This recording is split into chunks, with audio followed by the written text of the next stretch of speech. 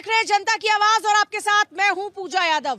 जनता की आवाज में एक बार बात फिर से जनता की सांसों की होने वाली, क्योंकि जनता को इन जहरीली सांसों से अब तक राहत मिलती हुई नजर नहीं आ रही है। अब इस पूरे मामले पर सीजीआई ने भी कहा कि अब इस पूरे मामले की लगातार सुनवाई करनी होगी। सुप्रीम कोर्ट ने स्पष्ट तौर पर यह कहा कि इस पूरे मामले को लेकर संजीदगी के साथ में काम करना होगा और इसके लिए परमानेंट सॉल्यूशन पर बात करनी होगी। हम भी जनता की आवाज में बार बार यही बात कह रहे हैं कि 4 महीनों में पॉल्यूशन पुकार देने से इस समस्या का हल नहीं होगा। इस समस्या का हल परमानेंट होना चाहिए। हर साल इन 4 महीनों में कब तक यही रोना चलता रहेगा कि इस पॉल्यूशन से मुक्ति कब मिलेगी। लोगों को सांस लेने में तकलीफ हो रही है, लोगों की जिंदगी पर यह प्रदूषण खतरे की तरह बना हुआ है, लेकिन चर्चा लगातार हो रही है, दावे लगातार हो रहे हैं, पर हकीकत यह है कि सांसें आज भी जहरीली हैं।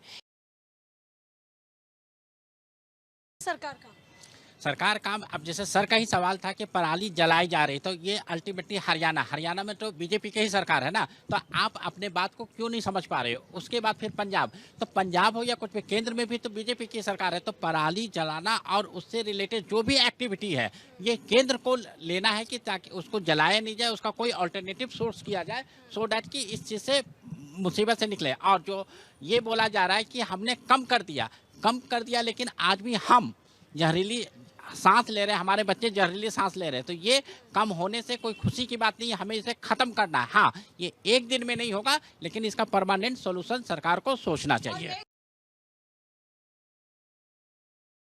ओवर पॉपुलेटेड, क्योंकि दिल्ली जो देश की राजधानी है वो हो चुकी है और इसके लिए पूरे देश में काम करना पड़ेगा कि जहां पर लोग हैं वहीं पर उनको रोजगार मिले। हाँ, तो ये जो मुद्दा है सेंट्रलाइजेशन और डिसेंट्रलाइजेशन, वो एक दिन का मुद्दा नहीं है। अल्टीमेटली सेंटर का रोल इसमें ज्यादा हो जाता है। डेफिनेटली सेंटर का रोल हो जाता है। आप एक छोटा सा चीज देखो, मेट्रो आपका सबसे पहले शुरुआत हुआ दिल्ली में, अब कुछ शहरों में गया। जैसे जैसे ये धीरे धीरे हर शहर में फैलेगा और रोजगार आएगा, इंडस्ट्री आएगा, तो लोग वहाँ पर प्लान करेंगे। जैसे मैं खुद बिहार से हूँ, अगर बिहार में मेरे को एक अच्छा जॉब मिलेगा, अच्छी प्रतिष्ठा मिलेगी, तो मैं यहाँ पर नहीं रह सकता। तो ये चीज़ कहीं ना कहीं है कि डिसेंट्रलाइजेशन करने से कुछ ना कुछ पॉल्यूशन पर काम आएगा।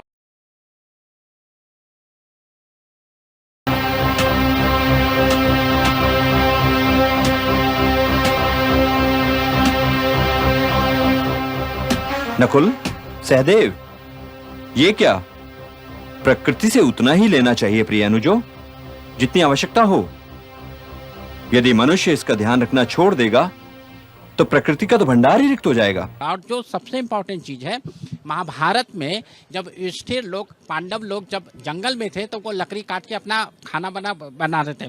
तो नकुल ने एक बार ढेर सारा लकड़ियाँ काट लिया, तो युधिष्ठिर ने बोला इतना क्यों काटे, तो उसने बोला कि बरसात आने वाली है तो मैं काट के रख लेता हूँ। तो उसने बोला प्रकृति से उतना ही लो जितनी हमें जरूरत है, नहीं तो प्रकृति हमें गलत तरीके से लौटाएगा। वही चीज़, जैसे आप यहाँ से नोएडा से ग्रेटर नोएडा या फिर नोएडा एक्सटेंशन तरफ जाते हो, तो पहले वो 15 साल 20 साल पहले जंगल था, आज सिर्फ बिल्डिंग बना हुआ है। बिल्डिंग बना, जंगल था, आज कंक्रीट का जंगल है। डेफिनेटली, तो जंगल कटा, वहाँ पर कंक्रीट आया, लेकिन उसके आसपास एरिया में उस तरीके से पेड़ पौधा नहीं लगा। तो जब इस तरीके से काम होगा, ठीक है, रहने के लिए घर चाहिए, लेकिन उसका कोई ना कोई सरकार को या जनता को अल्टरनेटिव करना पड़ेगा। नहीं तो जिस तरीके से आज हम सिर्फ बहस कर रहे हैं, बहस करते रहिए और जल्दी सांस लेते रहिए।